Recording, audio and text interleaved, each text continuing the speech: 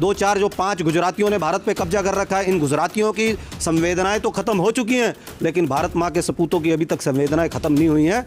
फौज भी हमारा भाई है, ना तो किसान फौज को हाथ लगाएगा ना फौज किसान को हाथ लगाएगी। कानून सरकार को वापस करने पड़ेंगे। ये गलत फैसला है हठधर्मी की सरकार का, एक हिटलर प्रवृत्ति के आदमी का ये गलत फैसला है। इस गलत फैसले को उस आदमी को वापस लेना ही होगा। तो अभिव्यक्ति की आज़ादी को खतरा है। ये लोग आज पूरे देश में धारा 144 लगा के बैठे हुए हैं, आपके धरना स्थल खत्म कर दिए हैं। जिस दिन दूसरी सरकारें होती थी, दिल्ली के अंदर चिन्हित जगहों पर आंदोलन हुआ करते थे, आज ये दिल्ली के अंदर नहीं घुसने दे रहे। इन्होंने ये भी कहा था कि जिस दिन आपको आपके चौकीदार का काम पसंद ना आए तो भारत की माँ, भारत की जनता मुझे एक चौराहे पे बुलाकर मेरे से हिसाब ले सकती है। आज तो आपसे मिलने आ रहे हैं तो आप उनको दिल्ली के अंदर नहीं घुसने दे रहे, और करनी में बहुत फ़र्क है। इस फ़र्क का खामियाजा आप भोगोगे। किसान अगर बोना जानता है तो काटना भी जानता है। किसान ने अगर आपकी सरकार बनाई है तो आपकी सरकार ख़त्म भी किसान ही करेगा। ये आपके जीवन की सबसे बड़ी गलती आप कर बैठे हैं, और उस गलती को सुधारने की बजाय आप हठधर्मिता पे अड़े। आज मैं इनका एक ट्वीट पढ़ रहा था, इंडोनेशिया में पता नहीं कोई हादसा हुआ है, वहाँ 2-4 लोग ख़त्म हुए हैं, तो इनकी संवेदनाएं जाग गई थी। आपके घर से 10 किलोमीटर इधर ही तो बैठे हैं किसान। 75 किसान मर चुके हैं, देश का अन्नदाता मर चुका है सड़कों पे। आपकी संवेदना तब कहाँ गई थी? आपकी उंगलियां तब क्यों नहीं ट्वीट पे चली? आपने तब कोई ट्वीट क्यों नहीं किया? आपका ये घमंड आपको, आपकी पार्टी को बहुत दूर ले जाएगा सत्ता से। आप कई साल तक सत्ता के अंदर आपकी पार्टी नहीं आ पाएगी। ये हम किसानों का चैलेंज है। जो किसान, देश में 90% जनसंख्या किसान और किसानी पर निर्धारित है, आश्रित है, उनका श्राप है तुमको।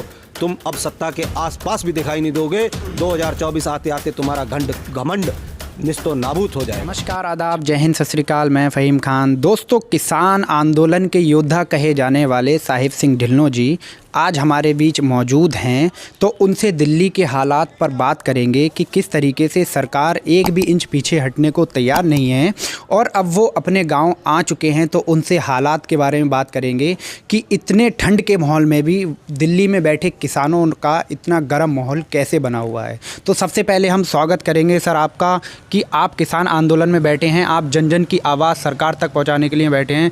आपका बहुत बहुत धन्यवाद इस चैनल पर आने के लिए सर।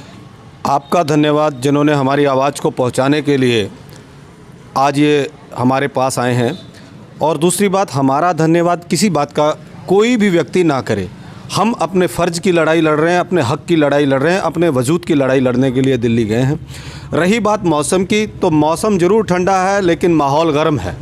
किसान अपनी मांगों को लेकर दिल्ली में अड़ा हुआ है, और सरकार है जो कि अपनी हठधर्मिता को छोड़ नहीं रही है, और किसान इन तीनों कानूनों को रद्द कराने की जिद पे अड़ चुका है। तो सर कब तक ये बैठे रहेंगे, क्योंकि जो है दिन ब दिन मौतें हो रही हैं किसानों की, 70 से प्लस हो चुकी हैं मौतें।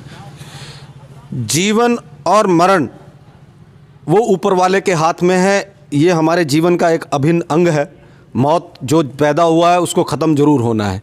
ये सरकार को भी समझ लेना चाहिए कि जो पैदा हुआ है उसको एक ना एक दिन ख़त्म ज़रूर होना है। तो मौत से घबराते नहीं हैं हम लोग। हमारी तो शहादत जो है वो भी रंग लाएगी। किसान जब किसान का ज़मीर ख़तरे में है, किसान का अस्तित्व ख़तरे में, उस मौत से तो कहीं आसान ये मौत है जो हम दिल्ली के बॉर्डरों पे मर रहे हैं। सर मंडी में आए हैं, आपका यहाँ अनाज भी लगा हुआ है, तो अनाज की पेमेंट अभी हुई है या नहीं? धान उत्तराखंड सरकार ने 48 घंटे के अंदर पेमेंट करने के वादे से ख़रीद लिया था अक्टूबर में, और लगभग 26 या 27 अक्टूबर को मेरा धान तुलाया, जिसकी अभी 1 रुपया पेमेंट हमारे पास नहीं पहुंची है। और जो हमने इनकी सोसाइटियों से, इन सरकारी बैंकों से या राज्य सरकार की संस्थाओं से कर्ज लिया था, उसका ब्याज लगातार चल रहा है, और हमारे पैसे रकम का कोई अभी माई बाप नहीं है। हमारी अभी तक पेमेंट नहीं आई है। योगी आदित्यनाथ उत्तर प्रदेश के मुख्यमंत्री कहते हैं कि किसानों को जो है इतना सब कुछ दिया जा रहा है, उसके बाद भी इन्हें प्रगति रास नहीं आ रही है। योगी जी, आपने ये तो कह दिया प्रगति रास नहीं आ रही है। आप अपने निजी जीवन पर और ध्यान दीजिए। आप अगर किसान के बेटे थे, आप पहाड़ के जटिल भूभाग पे रहते थे, तो आप छोड़ छाड़ के क्यों भाग गए? आपने मठों की शरण क्यों ली? आपने छल कपट के से राजनीति के उच्च पद पर कैसे विराजमान हो गए? आप छल कपट करके, लोगों को भ्रमित करके, गुमराह करके। अगर आप भी असली किसान के बेटे थे, आपके पिताजी गांव के अंदर खेती किसानी करते हुए वीर गति को प्राप्त हो गए या परलोक सिधार गए, आप तो उनके अंतिम संस्कार पे नहीं आए। आप जो बेटा अपने पिता के अंतिम संस्कार पे शामिल होना वाजिब नहीं समझता, उसको देश के गरीब किसान की संवेदनाओं से क्या फ़र्क पड़ता है? उससे किसी से कोई सहानुभूति नहीं हो सकती। जो अपने पिता के अंतिम संस्कार में ही शामिल ना हुआ हो, उसको किसी के दुख दर्द से कोई फ़र्क नहीं पड़ता। वो एक झूठे इंसान है और उत्तर प्रदेश के ऊंचे पद पर बैठकर लोगों को गुमराह कर रहे हैं। सर, आपका एक गोभी वाला वीडियो काफ़ी वायरल हो रहा है, जिसमें आप पूरे सबूतों के साथ फसाई का लाइसेंस लगा हुआ है बतौर बता रहे हैं। तो वो गोभी वाले वीडियो के बारे में बताएं, क्योंकि आप लोगों की जो फसल है वो कम दाम में ख़रीद करके सरकार जो है बड़े बड़े उद्योगपतियों को देती है, उसमें बहुत सारे MRP रेट वगैरह मिलते हैं। आप अमेज़ॉन पे चले जाइए, किसी भी सोशल साइट पे चले जाइए, जो बाज़ार उपलब्ध कराती है सब्जियां के रेट वहाँ मिल जाएंगे आपको। मॉल के अंदर चले जाइए, किसी मॉल पे चले जाइए जहाँ सब्जियां बिकती हैं, बिग बाज़ार के अंदर चले जाइए, आपको बड़ी आसानी से ही महंगे भाव वाली ये सब्जियां प्राप्त हो जाएंगी, उपलब्ध हो जाएंगी। दूसरा कि जो लाइसेंस सरकार जारी करती है, सरकार को सब पता है कि बाज़ार के अंदर क्या हो रहा है, लूट मच रही है, उसके बाद भी कहती है लाओ सबूत। अरे भाई, सबूत देते देते थक जाएगा। आप किस बात के लिए हमारे माई बाप हैं? आप स्वतः संज्ञान में नहीं ले सकते हैं? आलू गरीब किसानों के खेत से 2 रुपये किलो, 2.5 रुपये किलो चलकर 70 रुपये किलो गरीब की थाली तक पहुंचता है, तो सरकार की क्या ड्यूटी है? सरकार किस लिए बनती है? वो स्वतः संज्ञान नहीं ले सकती। सुप्रीम कोर्ट किसी हीरोइन का छज्जा टूट जाता है तो स्वतः संज्ञान में लेना शुरू कर जाता है। किसी सेलिब्रिटी को पेट में दर्द होता है तो सुप्रीम कोर्ट या सरकार के स्वतः संज्ञान में आ जाता है। तो गरीब देश की जनता की हालत, उसकी थाली में कितना महंगा जो अनाज पहुंच रहा है या फल पहुंच रहे हैं, सब्जियां पहुंच रही हैं, वो उसको स्वतः संज्ञान में नहीं ले सकते हैं ये लोग। उसके लिए हमें सबूत देने होंगे। बहुत ही शर्मनाक विषय है ये। देश का मेन स्ट्रीम मीडिया कहता है कि जो दिल्ली में बैठे हैं वो खालिस्तानी हैं या फिर टुकड़े टुकड़े गैंग हैं, इस तरीके के आरोप लगाए गए। सर, तो किस नज़रिए से देखते हैं इस चीज़? विकलांग हो चुका है, दिमागी रूप से विकलांग है देश का राष्ट्रीय मीडिया। वो तो हमारे 100 रुपये की पैंट शर्ट को भी कोड करते हैं, और वो कोड कहाँ बैठ के कर रहे होते हैं? जिस ऑफिस से वो हमें कोड कर रहे होते हैं, उस ऑफिस में लागत ही 20-30 करोड़ की लगी होती है।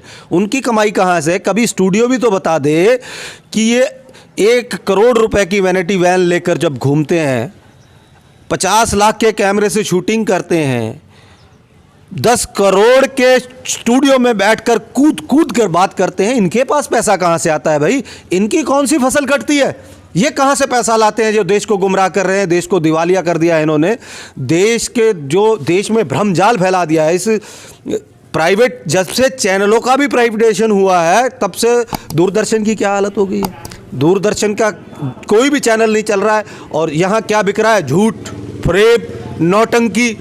और एक विशेष बीमारी में आदमी बैठ नहीं सकता है। किसी व्यक्ति को अगर कोई विशेष बीमारी हुई हो ना, तो वो टिक के कुर्सी पे बैठ नहीं सकता है। मुझे तो लगता है स्टूडियो में बैठे एंकरों को वही बीमारी हो रखी है, वो बैठ ही नहीं पाते, कूद कूद के बात करते हैं जैसे टीवी से बाहर छलांग लगानी हो। तो इनकी कमाई कहाँ से आती है? ये कहाँ से इनकी फंडिंग होती है?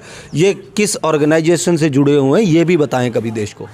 जैसे कि सर, टिकैत साहब से जब पीयूष गोयल जी मिले थे तो वो कह रहे थे कि हमारे पास 40 संगठन जो है समर्थन करते हैं हमारा।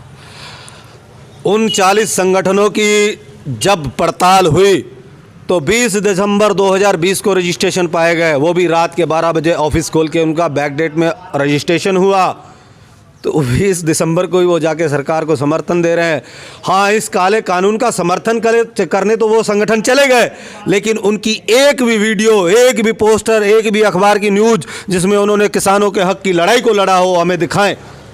पीयूष गोयल जी तो सत्ता के नशे में चूर हैं, मगरूर है। उनकी तो भाषा शैली बड़ी गंदी है। जब किसान संगठन विज्ञान भवन में उनसे बात करने के लिए जाते हैं तो वो तो उनको गुंडागर्दी से धमकाने का भी प्रयास करते हैं। लेकिन गोयल जी, ये देश के असली लाल हैं, इनको आप धमका नहीं पाओगे। विधायक या MP आप खरीद सकते हो, डरा सकते हो, धमका सकते हो। किसान के बच्चे हैं तभी आज तक टिके हुए हैं, और अपना हक लेके ही वापस लौटेंगे ये लोग। तो सर, कब तक बैठे रहेंगे? सरकार तो मान नहीं रही है। बिल्कुल सरकार नहीं मानेगी तो नई सरकार के बनने तक हम लोग बैठेंगे। ज़्यादा से ज़्यादा हमें 3.5 साल और बैठना पड़ेगा। हम अपनी नई सरकार जो बनेगी उससे अपनी मांग को मनवाएंगे। जो हमसे ये वादा करेगा, इन तीनों काले कानूनों को रद्द करेंगे। 2024 में सरकार उसी की बनाएंगे, क्योंकि हमारी वोट देश के अंदर 90% है। हम किसान हैं, किसान का वोट 90% है।